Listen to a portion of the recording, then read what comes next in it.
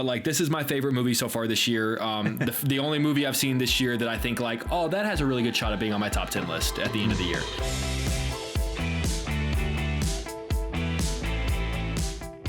Hello, Blenders, and welcome to episode number 339 of ReelBlend, a podcast that boldly predicts that Christopher Nolan's Tenet is going to win Best Picture this year. Hasn't happened yet, my friends. Hasn't happened. Masterpiece. Just feel it. On this week's show, we're going to review Osgood Perkins' new film, The Monkey. We're going to talk Captain America reactions, and I've had a chance to go see it. Kevin had a chance to go see it. Now that we've seen it in full, we're going to weigh in on that. And we put out the call for fan mail from the Blenders and received some really interesting suggestions from you guys. So we're going to try to answer as many of those as we can at the end of the show. Hello, my name is Sean O'Connell. I'm the managing editor at CinemaBlend and a co-host of the ReelBlend podcast. Joined, as always, by Jake Hamilton of Fox 32 in Chicago, Kevin McCarthy of Fox 5 in Washington, D.C., and Gabe Kovac in the producer's chair. Gentlemen, it's good to be with you again, as always. Look how handsome you are. Are you getting better looking? No, not at all. I'm 51 now, by the way, guys. You wear it well, sir. You wear it well. Whenever I tell people that, they tend to be shocked. You know how many birthday messages I got in the ReelBlend text thread? Wait, today's your birthday? When's your birthday? I didn't get any. It was Monday. No. Monday. To be fair, I think we were talking about your son's birthday, weren't we? I mean, but yeah. Wait a second. Your birthday was Monday? You're lying. Yeah. No, I'm not. It's the same day every year. You didn't get a message from any of us? February 17th. No, not a single one. Well, happy belated, Sean. Thank you, Gabe. I appreciate it. I don't know. Check my phone. Sometimes it takes a while for the text messages to tell. I mean, take a look at your phone. Well, hold on. Let me take a look and see. Oh, look at this. I got that new Apple Intelligence updated. I think it's a little buggy. It's glitchy. I love you too, Jakey. That's very sweet. To be fair, I think the Matt Damon Odyssey poster dropped that same day. Yes. And I mean, that was your birthday gift. How am I going to compete with that? Yeah, exactly. I got Kevin telling me he's scared. I have if it makes you feel better, Kevin, Josh Horowitz, and I had dinner on Monday to celebrate your birthday. That makes me feel amazing. Right. It was on his birthday. Yeah, we did it to celebrate you. By the way, the comments underneath Jake's post for that were very, very funny. Someone said, "Did Sean take the substance?" The substance. That I look different in glasses. So, kudos, Blenders. You guys did an amazing job. Well done. Well done. Housekeeping. Hello. If you're watching us on YouTube, thank you very much for joining us. You get to see a visual element of the show. If not, you're listening all the different places you get your podcast needs met. Go down, give us a like and a subscribe. Leave some comments down below. I like interacting with people in the comment section. And of course, we have ReelBlend Premium, which gets you an ad-free version of the show. And if you want to find out how to figure out how to get that, there is description in the information on where to sign up. All right, so we're big fans of Stephen King on this podcast. Not quite like the King cast, which actually gets Stephen King to stop by, but we like the adaptations of his works. And a new one is coming to theaters called The Monkey. Jake, are you the only one who's seen it? Kev, have you seen it yet? I've seen it, Kev. All right. Nope. So Jake had a chance to see it, and the studio Neon seems pretty bullish on this one. They've been taking it out to theaters for some early advanced screenings. The reaction that I'm seeing from people is that it's one of the funniest Stephen King adaptations ever. And this is an adaptation of a short story that was in Skeleton Crew, the compendium. Yeah. And the cover that I remember from that compendium growing up was the monkey with the cymbals. The cymbals, which Disney owns the rights to, which is why they had to make it a drum. Shut your mouth. They changed it? So it's a drum. It's a drum now. Disney owns cymbals. Disney owns the monkey with the cymbals because they put it in Toy Story 4 or Toy Story 3, one of the Toy Stories. So Disney owns the monkey with the cymbals. So, but it's actually better the way the monkey it almost feels like it's like drum rolling to a death. It actually I think is honestly better than it would have been with cymbals. And this is directed by not another teen movie star, Osgood Perkins, right? That's exactly right. Yes. That's exactly right. who people might also know from Longlegs, the film that he directed most recently. So I think that adaptations of Stephen King short stories sometimes do better than adaptations of his feature length books. So Jake, tell us about The Monkey. Tell us if it works. Give us your reaction to it. You're absolutely right. And in that, I think a lot of times Stephen King short stories tend to be the length of other people's books. But in this case, it's more so like Osgood Perkins took sort of a lot of the ideas from the short story and really sort of expanded on it. I mean, I know it means nothing right now. It's as we're recording on February 19th, but like, this is my favorite movie so far this year. The only movie I've seen this year that I think like, oh, that has a really good shot of being on my top 10 list at the end of the year. I love this movie to pieces. Longlegs was on my top 10 last year. So I went into this very excited. I'm excited as a horror fan of sort of the voice that Osgood Perkins is bringing to the genre. Yeah, to your point, Sean, one of the things I was not expecting was how funny it was. Like, there were a couple of moments early on where I was laughing out loud at some of the deaths. The idea of the story being that there is this wind-up toy monkey that you wind it up on the back, the drumstick twirls in his hand, and then he goes and drums a little bit, and then someone in the near vicinity over the next probably, let's call it 24 hours, is going to die. Not just a death, but like a great, gruesome, hilariously morbid death. Okay. I've been sort of telling people like this is kind of like a Stephen King Final Destination movie. Like, Stephen King was doing Final Destination before there was Final Destination. Okay. I think this movie is smart. I think it is. It's got a really great blend of. It's not scary is subjective, right? Like, what's scary to me is not scary to someone else, vice versa. It's not what I would call particularly scary. It's not quite as unsettling as something like Longlegs. There's nothing that's going to make you like, oof, like Nicolas Cage slamming his face down on the table.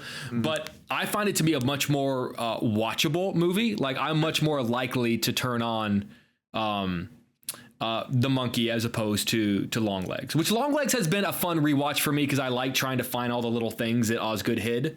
But this, I had such a blast with this. It's got such a great vibe. I normally don't particularly love the horror comedy crossover. I have always found that like sometimes they can sacrifice being a good horror movie for trying to be a good comedy. But and see, that's why I love the Freddy movies, because I think they're funny. Like, I like them before they get a little too ridiculous. Like, I mean, I love the night. Don't get me wrong, I love the nightmare movies. But even Robert Englund said on our show that he was he was always sort of angry in the edits that he would do a serious take in a little whippy one-liner, and they did that for the editors, and he always felt like they took the one-liners a bit too far because it was an easy way to get out of a scene.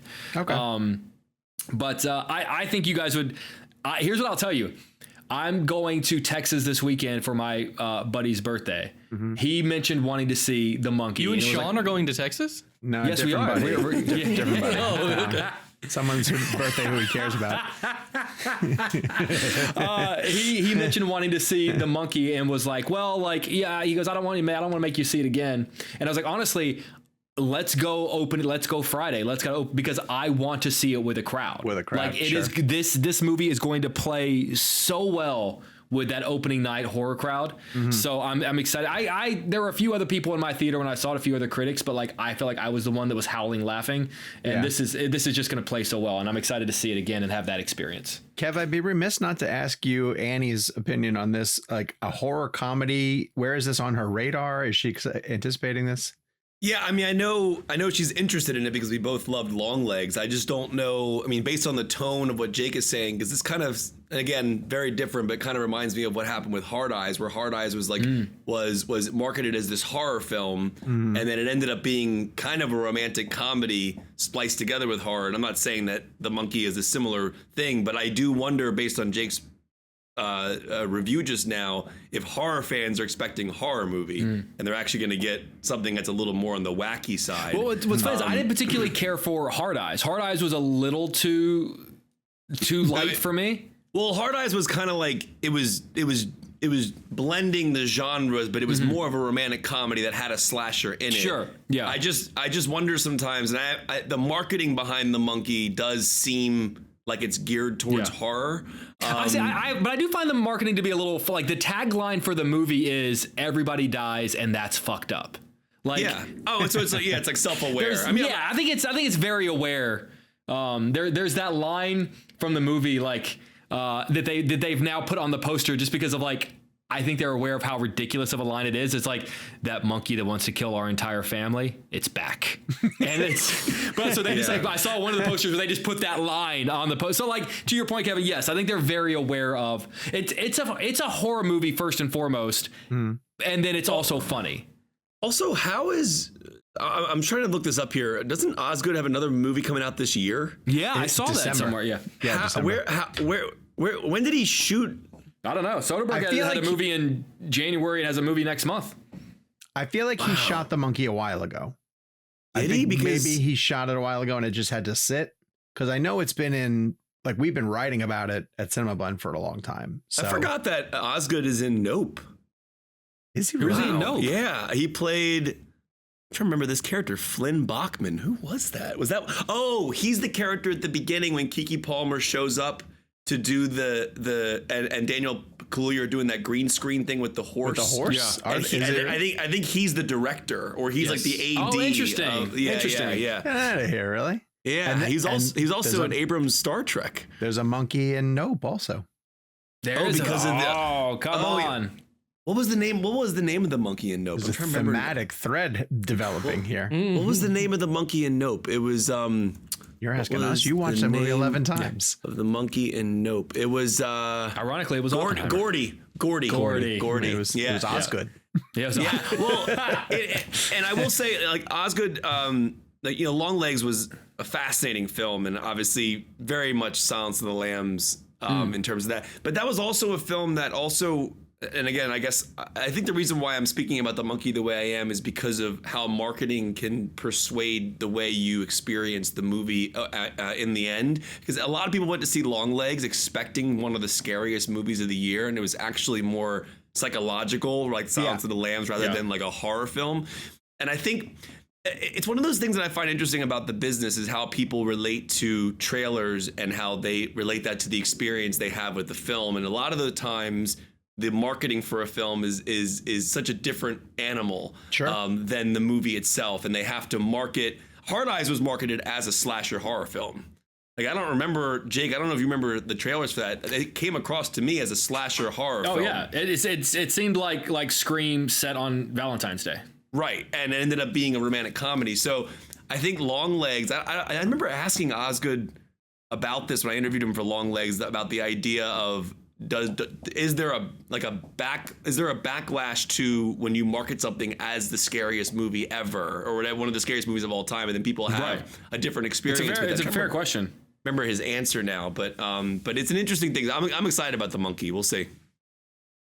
So we'll get into marketing and trailers when we get into our next conversation, which is about Captain America: Brave New World. But before we do that, let's throw it to a really quick ad break, and then we'll discuss how the latest Marvel film did in theaters on the other side. So Marvel has a new film in theaters. It's called Captain America: Brave New World. It is the first of 3 Marvel films that are going to be coming this year. And if you had asked me at the beginning to sort of gauge how I thought they were going to do, like if say we talked at the end of this year, my guess would have been that Captain America: Brave New World would have been the 3rd most successful of the films from a narrative standpoint, from a production standpoint, and also from the way that it's received. I'm putting a lot of eggs in the basket of Fantastic Four, The First Steps. I think there's a lot of curiosity for that one. I think the placement of it in July is really good for it. And if they do as well as I think they're going to do with that one, I think people who have been sort of tepid on Marvel are going to come back around. I would put Thunderbolt second just because the marketing to that seems like it's going to be a lot of fun.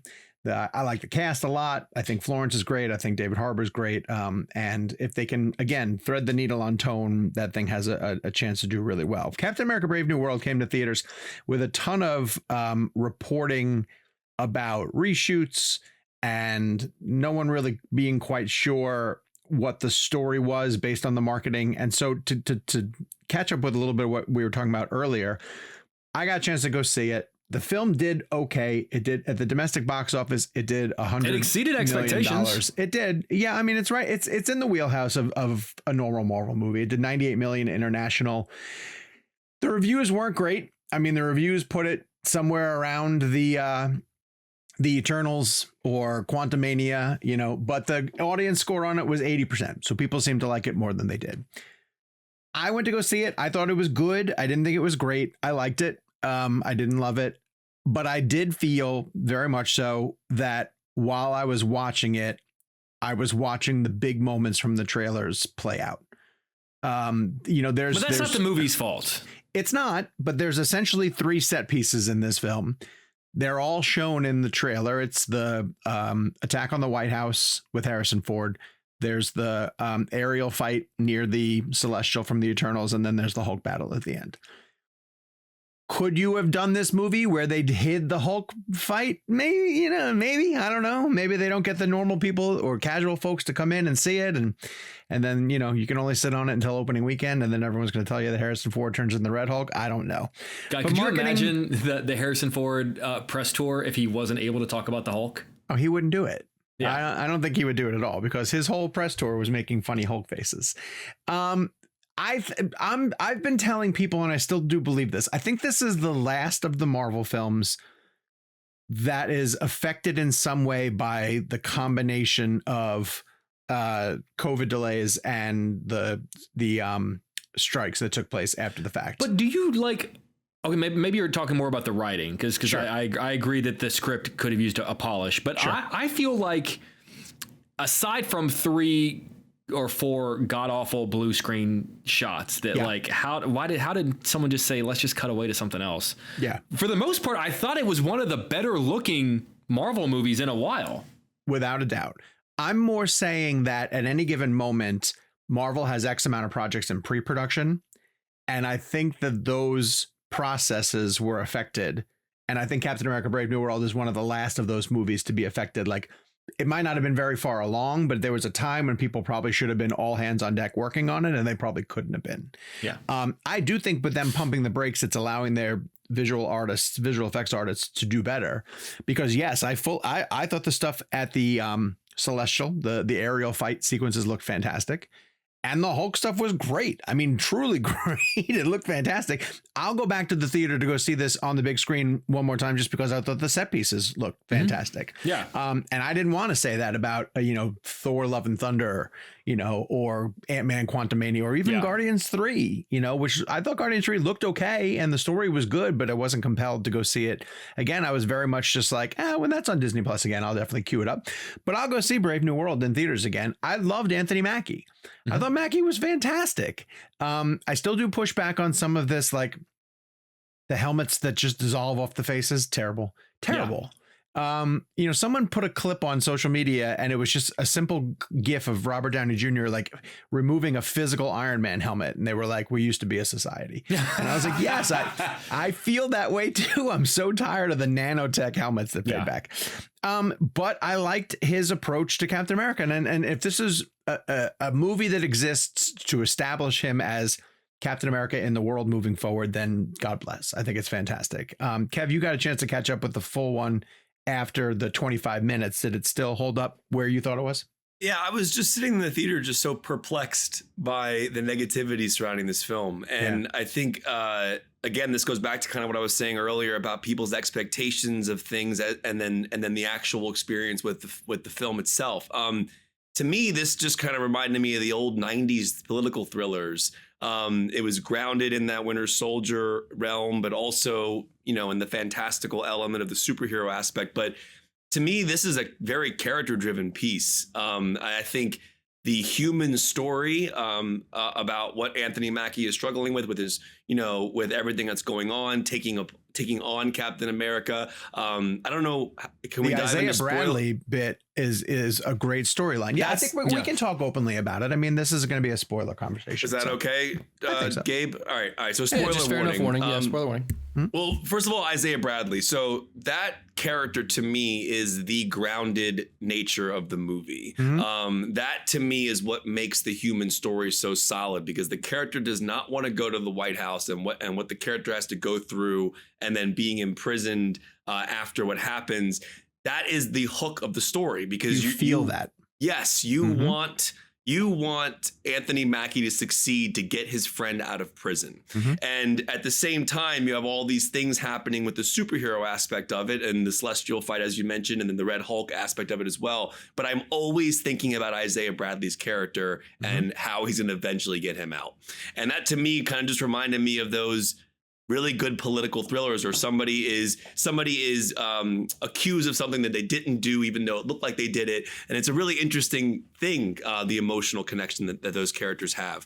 And also at the same time, I thought the score was incredible. I thought the needle drops were great. I loved hearing Kendrick at the end of the movie. I thought the Sebastian Stan scene was excellent. I love that cameo. I thought that was a great cameo. It was well written. It had good Marvel comedic timing at the end, but also a serious message throughout. And I also thought Harrison Ford was remarkable. I thought he was just so much fun. He played the character so serious and so like a 90s, like Air Force One style. Sure. Like it just felt like that type of character you would have seen in like a 90s political action movie. And so what's interesting to me is when I think back on that movie now, I think more of the human story than I do of the superhero story. Sure, yeah. And I think that's why it works. And at the end of the day, one of the great reminders that movie gives you in the beginning when Anthony's in a fight is the character says, "I hurt your rib." Anthony's not a superhero. I mean, he's a superhero, the character Captain America, the serum, but he is a human being who can be killed. So there are stakes. And so I thought that grounded human story was what made it work so great. Also, I thought the villain was solid. I thought it was a really good villain. The leader? Tim Blake Nelson? Tim Blake Nelson was great. And I thought that whole storyline about why Hulk, why Harrison Ford's character. Yeah, I thought it was all well done. But to me, Isaiah Bradley is the key to why that film works so well. It's a weird Hulk sequel. You almost have as someone who loves the Incredible Hulk, like it made me very I was very into.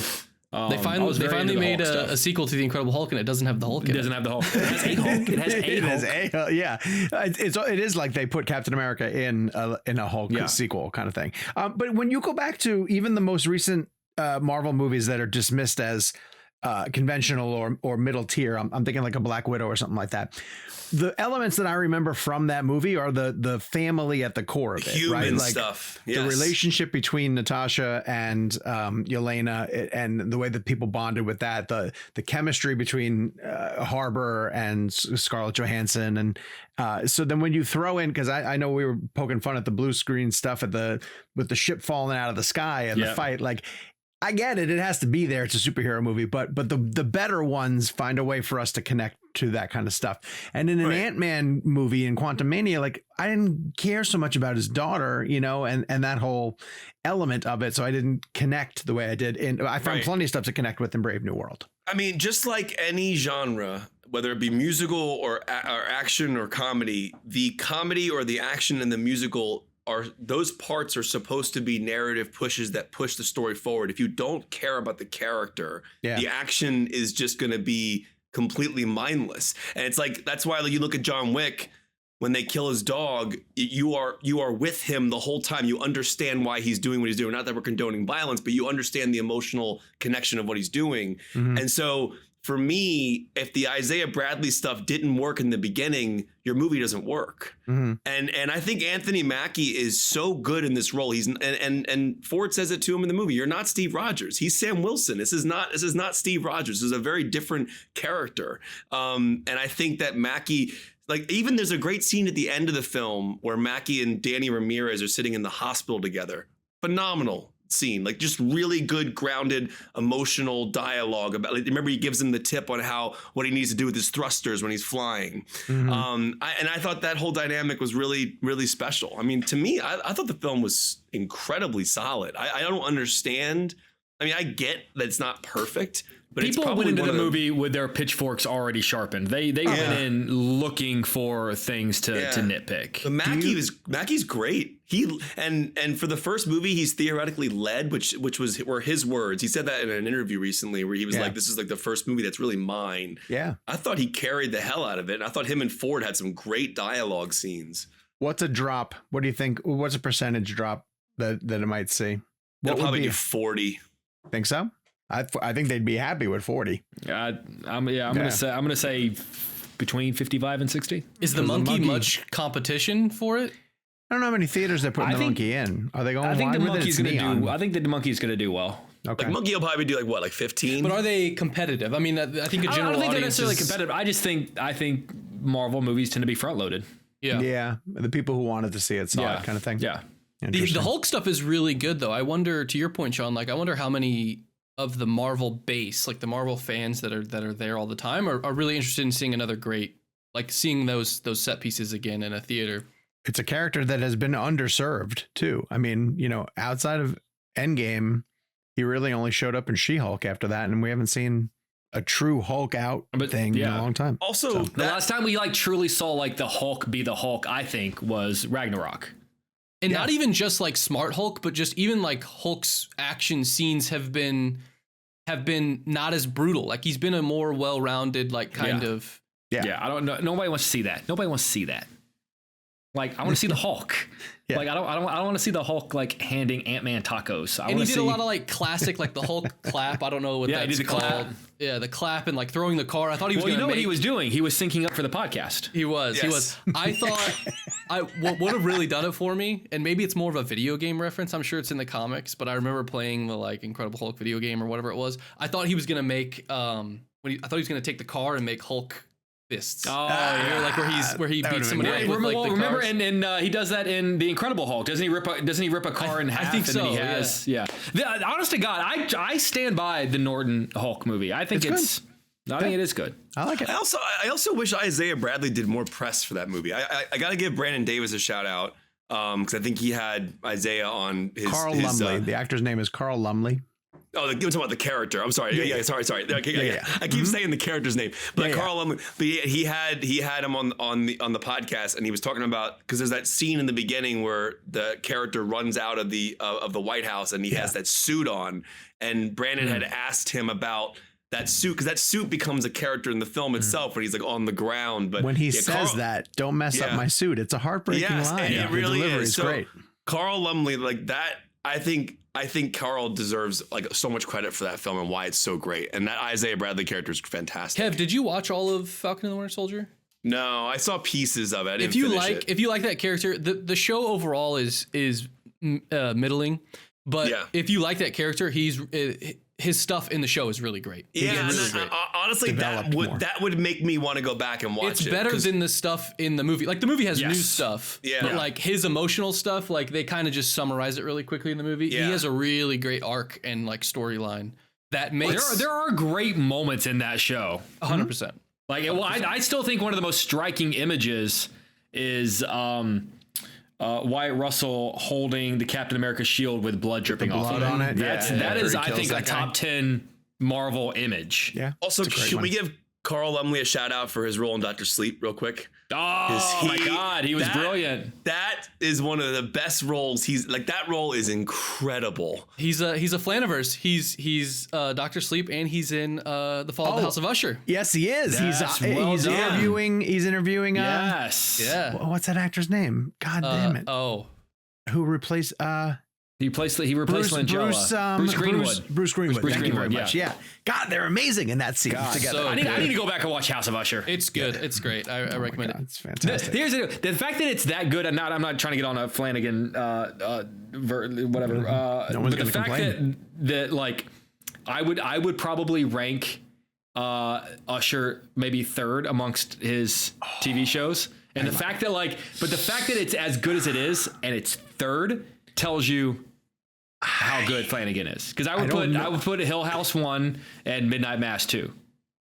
Yeah. I think I might like Usher more than Hill House. Wow. I can see that. They're different enough. I can see that. That's so good. That's a preference. Yeah. And I've said this before. I think I've said this several times on a rewatch. Bly Manor, Better than we gave it credit for.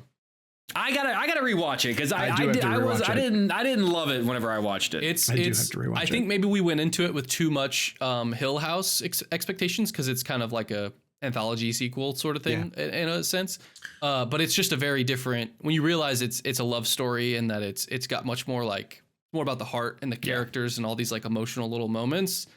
The cast is amazing. That is wonderful. I did have, before we get off Cap, a timeline character curious question. So is Bucky in Thunderbolts? Is he going to be running for office and doing these like superhero anti-hero mission stuff? Like, I'm confused by that. Okay, same. And if you're confused, yeah. General public is confused. I like that as like flavor for his character. Like I like Bucky as this 100-something-year-old, super soldier running for office. But I even had to ask a friend, like, has that been mentioned yet? Like, was that brought up that he's running? And I didn't know because like they come into it just like he's campaigning sort of thing. Yeah. The question becomes, to get super nerdy, who is Thaddeus Ross's vice president? Because I don't think they ever say who it is. Oh, interesting. Yeah. And very clearly by the end of the movie, that person's going to become pretty important, which makes me think that that's maybe a weird plot hole that they left that out. Well, I know.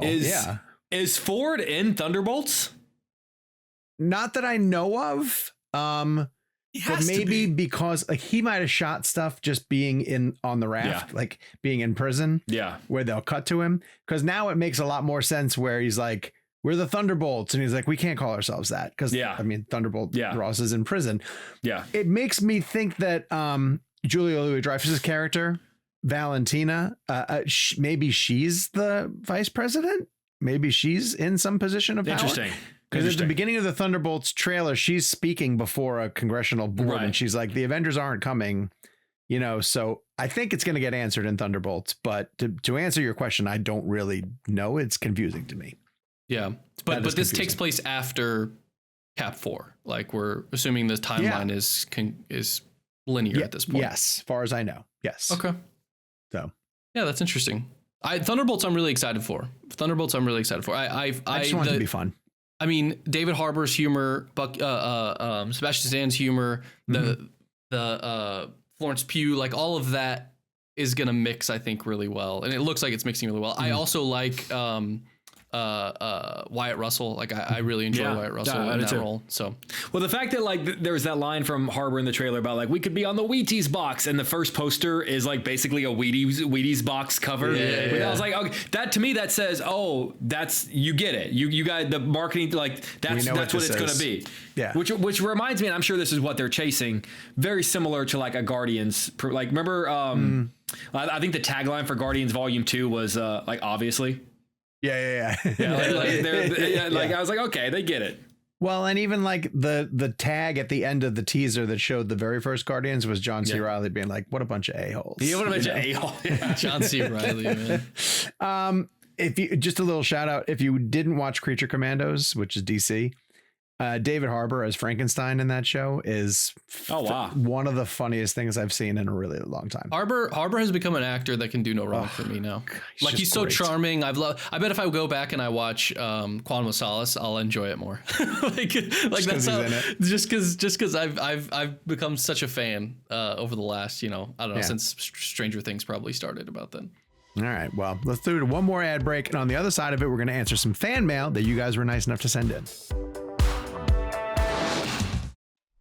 And we are back. Okay, so we wanted to open up the lines of communication with the Blenders and get some fan mail answered. And so we solicited on social media, and you guys were nice enough to respond. So Gabe, why don't you run us through some of the best questions that we got from the people? Yes, thank you all for writing in. It's kind of a fun throwback when we used to do the premium show. Jake, this is your cue. ReelBlend Premium. We used to do a monthly mailbag, so this is a fun little throwback, and we'll jump right in. I want to start with one that I thought was fun and something we don't really talk about. So I am also curious your guys' thoughts. It's kind of a two-parter. I'll start with this. A bunch of people were asking about Letterboxd. We got a bunch of Letterboxd questions, and a couple people asking. This one from Casey Free. Why don't you guys have Letterboxd accounts? I do. Do you use it? Oh, there you go. Okay. I don't use it, but I weirdly enough, this is the strangest coincidence. I just started thinking about using it more yesterday. That's and funny. So I want to give a little timestamp because Gabe sent along some questions today in our text thread about like what we were going to talk about on the show. And one of the questions I think he's about to bring up is what are our 4 favorites, which we'll get to. Yeah. I was in the app yesterday and I had to pick my 4 favorites. There we go. And it was actually kind of hard. Stay tuned, folks. We're going to have a reveal. But I actually have them. Weirdly enough, I have my 4. Wow. Do you want to read them now? You can't pick Oppenheimer 4 times, Kevin. Well, Kev, wait, tease your handle. Is it just Kevin McCarthy? Well, I don't even know I don't even know I think it's Kevin McCarthy DC. It hasn't happened yet? Is that what it is? No, I made it 3 or 4 years ago, and then I forgot that I had it. I have the same thing. I have one, but I don't use it. It's Kevin McCarthy DC is the name of my I don't know why it's that, but if you can change it, you should change it to @we aren't ready. Or I'm scared. If somebody in the comments can let me know how to change my title thing, let me know. I'm just messing with it. All right, so Kev has one. Sean and Jake, to round out this question from Casey. Do you have one that you just don't use? Have you thought about it? Is there a reason you don't? Or I do have one, and I have tried to do the exercise of like just answering, like rating movies as they just pop up.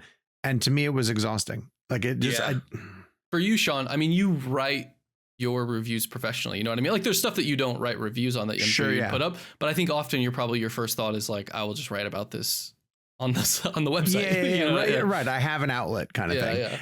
But yeah, it's just like the idea of sitting there and also we've discussed this, like your opinion kind of changes on movies, not drastically, probably. I'm not going to go from like 1 star to 5 stars kind of thing, but I don't know. I just, the whole exercise of it was just like, I do have an idea that it might be kind of complicated, but it could be fun. We start our own app called it ReelBoxed.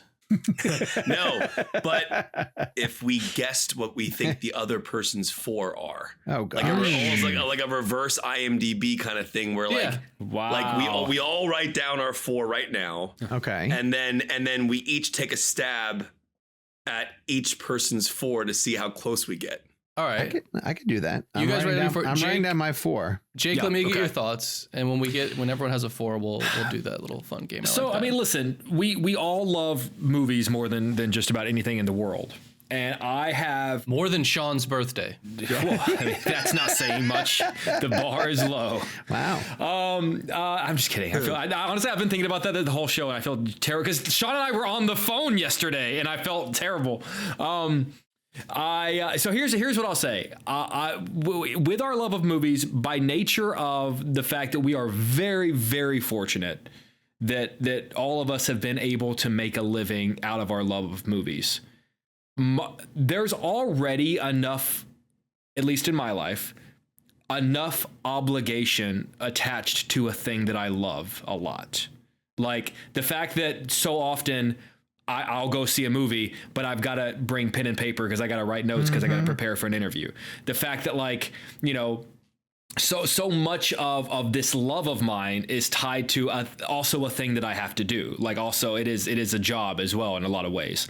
And I don't need another thing that feels like an obligation that's being tied to a thing that I don't want to feel that obligation of like, oh, I went and saw this movie, but now I gotta get on. I gotta get on Letterboxd. Now I gotta say something clever about it. And now I gotta. No, you can just rate. You can just rate them. Just, but I just don't. Again, like I don't want to have to quantify everything. I don't want to have to. I'm the same way. I think if anything, I'd like to remove obligations from my love of film and just be able to just enjoy. Again, like I mentioned, I'm just gonna go see The Monkey on Friday and just be able to watch it. And without having to worry about, well, what am I going to ask Osgood Perkins? And again, what was me? First world problems. Oh, okay. But I think that's been one of the, because I've thought about the whole Letterboxd thing a lot, and it just doesn't, it's just not appealing to me. Like, here's to steal one of my favorite lines from John Mulaney's stand-up. I'm around. Like, if you want to know, like, if you want to know what I think of a movie, ask. Right. I am also of the belief that, like, I don't like putting a lot of of my energy into things that I don't like. I don't, people often will come at me and say, well, you like, dude, you like everything. And I go, no, I don't. I just only talk about the things that I like. Eric Davis says that a lot. Eric Davis, our friend from Fandango, whenever he tweets a positive thing, someone's like, you only write about positive things. He goes, no, I only choose to share about the things that I like instead of slamming something that didn't connect with me for some reason. I think that's really healthy. That's a good way to do it. And I think over time, we all realize that not only do your opinions change, but like, that your opinion is just so very specific to you in this moment. Sure. And the idea that like everyone here has there's almost like a power there to like almost shut down someone's interest in a thing that they might love because they're a completely different person who's in a completely different place. And just because something, 99.9% of movies just don't work, that don't work for you might still work for someone else. Like there's very rare, if at all. I'm sure you guys have experienced this. I've had people come up to me and go, what did you think of this movie? And I'll go, it didn't really work for me. And you could feel them like kind of recoil and go like, oh yeah, me too. And I go, no. Like, did you like if you tell me why let's talk about it. Like there's like, that's what I want to hear because someone else being excited about it can turn my opinion around. Yeah, exactly. Like what did I miss? Exactly right. Exactly. Yeah. I would rather not like a movie and have someone tell me why they did than the opposite. Right. Than me like a movie and have someone point out all that. That's why I can't watch the they're well written and they're well edited, but I can't watch the Screen Junkies honest trailers because I don't want them to make me realize things I didn't realize about movies I love, which they often do. By the way, I've done my 4 letterbox and I've changed 2 titles twice just to go show you how impossible this task is. Jake, did you have a chance to write yours down? I was rambling. You guys start. Let's go. I also wrote down the 4 that I think are the 4 for the other guys. Okay. Let's go with, Jake is still going. Let's come back to this. I'll go to another question to give Jake some time to think about it. Good idea. But I think I know who the other guys are. So we'll come back to reveal. I have mine. Oh, you have them? Okay. Yeah. How should we do this? Well, we should pick a person. Like pick a person and the other 2 guess. This is like the IMDb game for each other. For each other. So I was saying, yeah. All right, Sean, what do you think are Jake's 4? Okay. I would think Jake has Road to Perdition, The Dark Knight, The Shining, and The Thing. You're 0 for 4. Oh, sorry. I'm 0 for. You don't have Road to Perdition? You're lying to yourself. You don't have Road to Perdition? For real? It's your favorite movie of all time. It's his 5th favorite movie of all time. All right. Okay. We change. We evolve. All right. Jake's 4 are Jurassic Park. Oh, that's a good one. Raiders. Okay. Star Wars. Oh, yeah. And hold on, Jaws. Kevin's much more spot on. Kevin, he's a better friend. Jurassic Park, Pulp Fiction, Empire Strikes Back, and Jaws. Oh wow, okay. Very nice. Very Jurassic is smart. You didn't put Road to Perdition. That's horseshit. No. Again, I go back to like. Okay, movies that I would put on right now. I went through a huge chunk of my life where Road to Perdition is my favorite, and I would still put it in my top 10. Why do you hate that movie? Jesus Christ. Jake, what do you think are Sean's 4 letterboxd? Kevin, you go first because I haven't had a chance to think about you guys. I was thinking about myself. Okay. Oh brother, where art thou? Good call. I was gonna say The Patriot because he's in it, but. This is tough. I'm gonna say such great Sean lore is that he's in The Patriot. I'm gonna say Spidey 1 with Toby. Okay, that's good. Endgame. Good call. And hold on. This is tough. I'm gonna go. Sean's got tastes that are. He loves a lot of different things. Yeah. I'm gonna go. Sean's tough. I think Sean's very tough. I'm gonna go with. Sean, you can have 4 superhero movies because Sean genuinely loves superhero movies, but he could also have 3 like small movies that just meant a lot to him that you would be like, oh shit, yeah, of course he loves that. I'm gonna go with I'm just gonna add Infinity War. Okay. Oh wow, the back to back. Okay. Jake, do you have 4 for Sean? I had a few. I immediately started writing down a few that Kevin. My mind went to "Oh Brother, Where Art Thou?" because I know the personal connection. Mm-hmm. I feel like I've got to say Endgame. Okay. I'm gonna say Spider-Verse. Okay. What was it? Oh, and then Die Hard. Oh yeah, I forgot Die Hard. All right. Jake got 1. Kev got 0. What are your? How? Wait. Okay. Endgame didn't make it because I remember a phone call. Yeah. One of the best Where movies ever you told made. me no. I remember a phone call where you said it's the best movie I've ever seen. But There it is. then Spider-Man No Way Home came out. Come on. So I had Die Hard. Yeah. I have Spider-Man No Way Home. I put Back to the Future. And I put The Social Network. Oh. Why do you hate Michelle? Well, And the personal connection that you guys it's share funny with that Oh you Brother, Where both Art Thou? said that. It never crossed my mind. Wow. Never once crossed That's my mind. right. So you know what's crazy? Oh Brother was the first one that I wrote down. I crossed out North by Northwest, which is my favorite Hitchcock, but I swapped it for No Way Home. Wow. I know. Sorry, I misinterpreted Endgame's my favorite movie as Endgame being your favorite movie. At the time, it was. Then the 3 Spider-Man got Welcome to together. Road to Perditionville. Oh, that Jaws happened? Are we going on? Endgame is 6 years old this year, right? Sure, yeah. When can we start being honest about it? Has enough time passed? Hey, Mackie gave me the On Your Left story. It's pretty great. Pretty great. It's a great story. It's a terrific It's a story. great story. It's really Kevin, we gotta guess Kevin. Kevin. Sean, what do you think are right. Kevin's official? Kevin's published these. What are his right. official 4? Yeah, don't look. T2, Interstellar, Pulp Fiction, and Clerks. Jake. Those are my guesses. Jake, what are your guesses for Kev? T2, Interstellar, Oppenheimer, Ooh. Once Upon a Time in Hollywood. Okay, so Jake got 2. Sean, you had my first 3 exact. Did I really? Yeah. So my 4 are T2, Interstellar, Pulp Fiction, and Vertigo. Oh, Vertigo. All right. Okay. Well done. That was fun. Vertigo simply because I think it has the greatest shot of all time. And it's got you gotta have it. Yeah. Yeah. I Why imagine. do you hate Kevin Smith? I know. I know. It was, Because it was tough. if lists have taught us anything on this show, it's that if it's not on our list, we don't like it. We hate it. We absolutely hate That it. was really fun.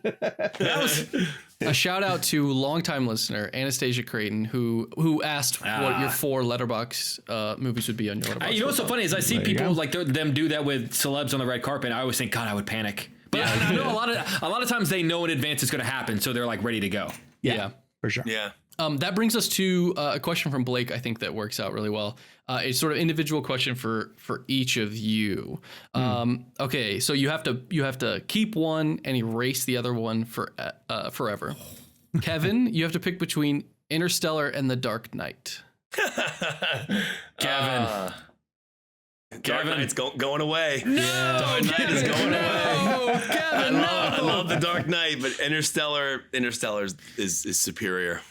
I almost feel like that wouldn't change the industry.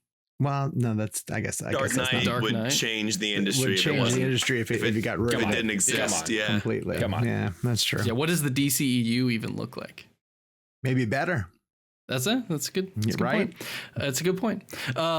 Sean, Yes. erase one, keep the other forever. No Way Home or Into the Spider-Verse? Oh, that's actually easier for me. I would Yeah. get rid of Spider-Verse. Yeah. I would get rid of Spider-Verse. You do love No Way Home.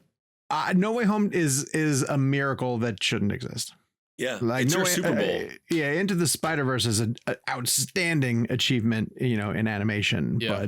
But the logistics of making No Way Home happen should be impossible. Pretty crazy. And then Jake, keep one, erase the other forever. Jurassic Park or Raiders of the Lost Ark? That's easy for me. Yeah. I would, I mean, do you keep the other indies? like, Well, do you keep the other Jurassics, right? I mean, okay, I won't answer for Jake, but This is impossible. Jake, Jake have very similar tastes, I think, when it comes to like this kind of question. Yeah. This is you know what? The only thing that may have been a harder one is Jurassic or Jaws. This is going to be blasphemy to a lot of people, but I'm keeping Jurassic Park. No, that's the wrong answer. I know. That's the right answer. But I mean, you have to keep in mind. I can honestly, without question, say that Jurassic Park is the movie I've watched more than any other movie on this planet. Yes. I've watched it like probably. What are we? It's February, mid-February. I've watched it at least once this year. No, you haven't. I swear to God. Why? I just turned it. It's a comfort movie for me. It's a comfort movie. Yeah. But Raiders is Raiders. It's fine. I know. I watched Raiders too. I watched Raiders as well. But to turn it into math, would you rather erase the best Jurassic Park movie, and some argue the only good one? I disagree with that, but some argue that, or one of the like 3 great indie movies? I like all 3 of the first 3 indie movies. I'm about to say, at least if you erase one of the great indies, you're left with other great indies. Exactly. If you erase Jurassic, at best you're left with Lost World, which I still argue is good, but it's not the same. Jurassic Park is out of this world, world awesome. It's an adventure 65 million years in the making.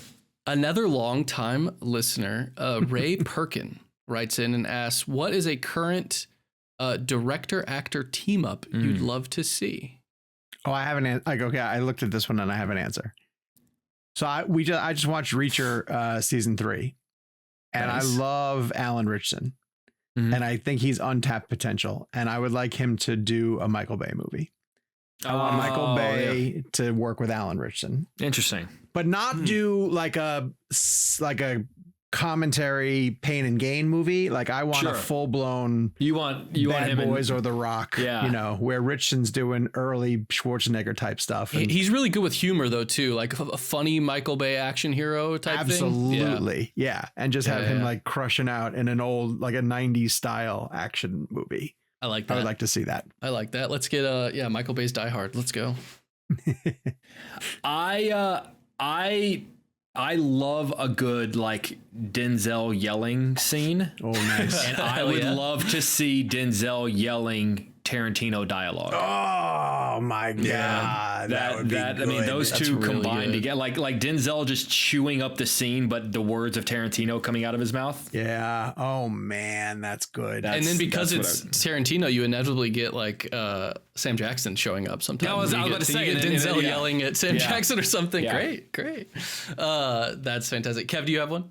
Yeah, I mean, it would have to be Chris Nolan directing Tom Cruise, but like all practical in IMAX. Yeah. Oh, Tarantino Tom Cruise would also be supposed to happen, but that'd because be when amazing. I saw Ghost Protocol was the one, I think the only mission film that was shot with 65mm IMAX cameras, and that was you got to see the full IMAX and the Burj Khalifa sequence and some of the other sequences as well. I want to see a full IMAX movie practically done with Tom Cruise, directed by Chris Nolan.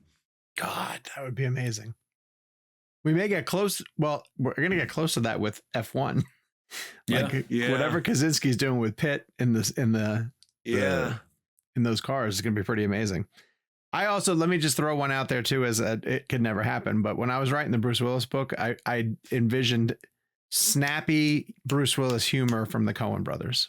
That would play. I just thought he would have been phenomenal. That would play in a Coen brothers comedy, in a Clooney-esque kind of role. Yeah. Would have been great. So I would like Tom Hanks to get another shot at a Coen brothers movie. I would like that too. Yeah. I don't hate Lady Killers the way I think Lady Killers has an identity problem where it doesn't know exactly what kind of movie it wants to be. But I do think that Hanks is good in that movie. His Colonel Sanders character. He's playing like a murdering Colonel Sanders. I love it. The character's just weird. I'd like to see Spielberg direct Denzel. Oof. Yeah. It's I did like you ever have that moment where you had to pause and go, surely they have, but no. Yeah, that's tough. Man, I'd really like to see Scorsese tap into potential that is De Niro or maybe DiCaprio one day. That's good. I don't know if we'll ever see that. They're just too big, you know. Two stars can't get that close. I'd like to see it between 6 to 8 times. Perhaps even in the same movie. Perhaps. Oh wow. Perhaps even in the same movie. One can dream. Put that on your letterbox. There you go. All right, this one we can go around the horn. I don't know if you guys have had time to think about this one, but what from Andrew Fetter? What's the ReelBlend Mount Rushmore of movie villains? Ooh. Okay, I feel like. Do we all get one? Stream of consciousness. Let's just throw them out there Okay. and we can see. Yeah, Hannibal's got to be on there. What? Hey, no, he's no question. Hannibal has to be on there. I don't know if he has to be on there, but he's in. AFI voted him the greatest villain of all time. Oh, I'm sorry. I forgot this was the AFI podcast. I would argue Hans Gruber has to be on there. I think Gruber's got to get one of the slots. Over Hannibal Lecter? Not over. Hannibal's still in the conversation. Okay, I'm going to say something, and I don't want to hear shit from you guys. I don't want to hear shit. Darth Vader should be there. Darth Vader. Yeah, Darth Vader should be there. I'm going to say this, and then silence. The shark. I think that's fair. Not the villain. Now imagine the shark in stone. The shark in stone. Yeah, I think you could make the case, that the shark should be there. Darth Vader for sure. But Darth Vader. I think y'all are sleeping on one of the greatest villains of all time. Okay. T-1000. Yeah, no, I know. That's a good one. Mm-hmm. T-1000 or T-800 from the first movie? I don't know. There's a part of me that goes T-800. T-1000. T-1000. All right. I don't know if it makes Mount Rushmore. Yeah. The Xenomorph? I was going to say the Xenomorph. Would you, if you had to pick between the shark and the Xenomorph? I don't consider the Xenomorph a villain. I mean, it's just I actually really don't. I think it's she's just doing protecting its her own thing. family. But that's not.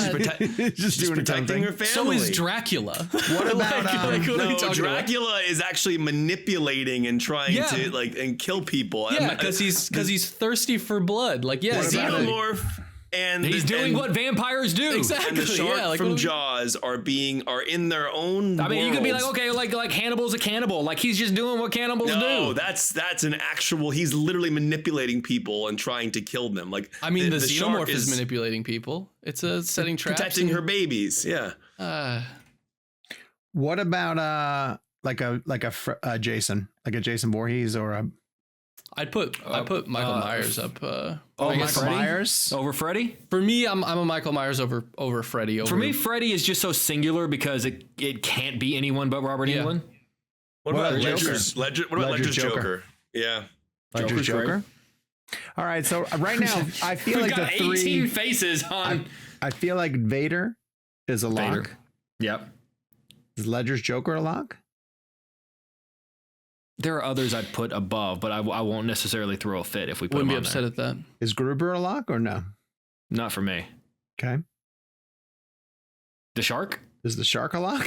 It's not a villain. This is gonna be too hard. We're not gonna be able to answer this. It's just going to be Darth Vader and 3 blank spots. So yeah, to be determined. Voldemort or Anton Chigurh from Chigurh should be on good. there. Not top four. Over Hannibal Lecter? What is wrong with you people? I might. Come Hannibal on. Lecter? Yes. He didn't really do anything. What did he do? He didn't really do anything.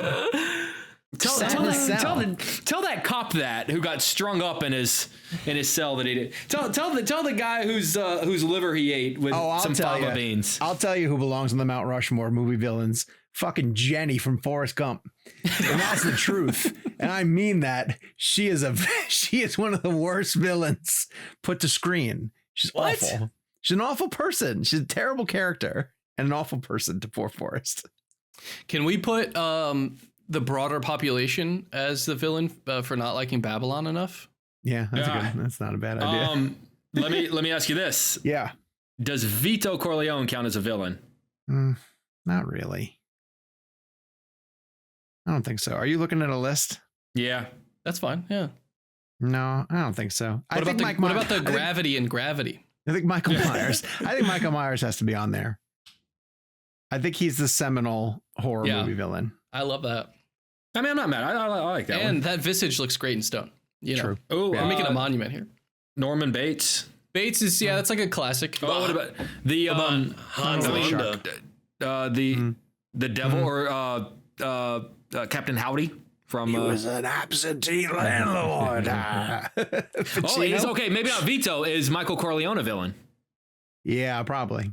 Michael's the villain of the whole trilogy. Yeah. I don't know. That's too hard. All right, so where do we don't Sorry, have to Andrew. necessarily nail this down. So we have Vader as our one lock. Jack Torrance. Michael Myers. Michael Myers. So we have 2 of the 4, right? Apparently Hannibal Lecter. I mean, I'm not upset at Hannibal Lecter on there. It's a classic. It's a classic, but I just don't think it's a lock. People would visit the Mount Rushmore and they would look and be like, why is Richard Nixon up there?